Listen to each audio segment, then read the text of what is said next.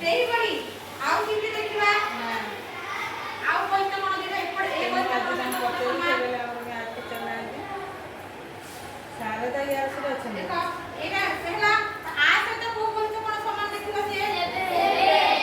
seven ଠିକ ହେଲା କାଲି ବାସ ଏଠି ଆମେ ଜାଣିଲେ ଦିଟା ମାପ ସମାନ ଏଟା ଜାଣିଲ ତା ଏ ଦୁଇଟି କୋଣକୁ ଆମେ 1 ସହିତ 7 ଯୋଉ ସମାନ ହେଲା ଆମେ ତାକୁ କଣ କହିବା ବହିସ୍ଥ ଏକାନ୍ତର କୋଣ ହେଲା ଆଉ ସେମିତି ଆମର 2 ସହିତ ଯୋଉ ଆମର ଏତେ ସମାନ ହେଲା 1 ସହିତ 8 ଯୋଉ ସମାନ ହେଲା ଏଲା ବହିସ୍ଥ ଏକାନ୍ତର କୋଣ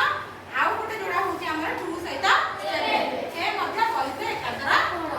ତାହେଲେ ଆମେ ଜାଣିଲେ କଣ ଦୁଇଟି ସମାନ୍ତର ସରଳ ରେଖା ଆମର କଣ ହେଲା ଦୁଇଟି ସମାନ୍ତର ସରଳ ରେଖା ଆମକୁ ଏକ ଛେଦକ ରେଖା ଛେଦ କଲେ ଯେଉଁ କୋଣ 8ଟି ଉତ୍ପନ୍ନ ହେଲା ସେଥି ମଧ୍ୟରୁ ଆମର ଏକାନ୍ତର କୋଣ ଦୁଇ ଯୋଡା ଥାଏ ବହିସ୍ଥ ଏକାନ୍ତର କୋଣ ଦୁଇ ଯୋଡା ଅନ୍ତସ୍ଥ ମଧ୍ୟ ଦୁଇ ଯୋଡା এটা ଆମେ ବହିସ୍ଥ ଯୋଉ ଜାଣିଲେ ବହିସ୍ଥ ଏକାନ୍ତର କୋଣ କଣ ନା ଛେଦକ ରେଖାର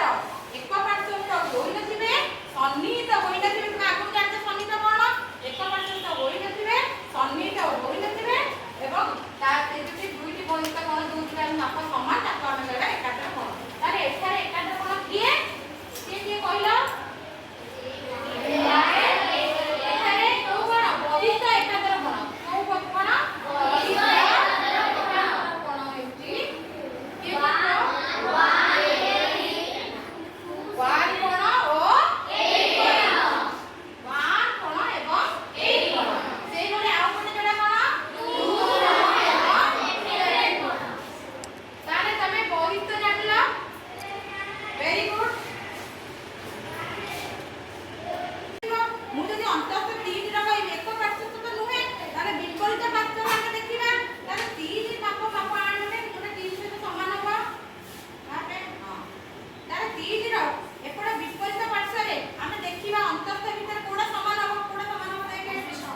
ଆମ ଆଖି ଦେଖେ 6 ସମାନ ଅଛି 6 ସମାନ ଅଛି ତାହେଲେ ଅନ୍ତସ୍ଥ କଣ ହେଲା ଅନ୍ତସ୍ଥ ଏକାନ୍ତର କୋଣ କଣ ହେଲା ଏକାନ୍ତର କୋଣ କଣ 3 କୋଣ ଓ 6 କୋଣ ଏଇଟା 3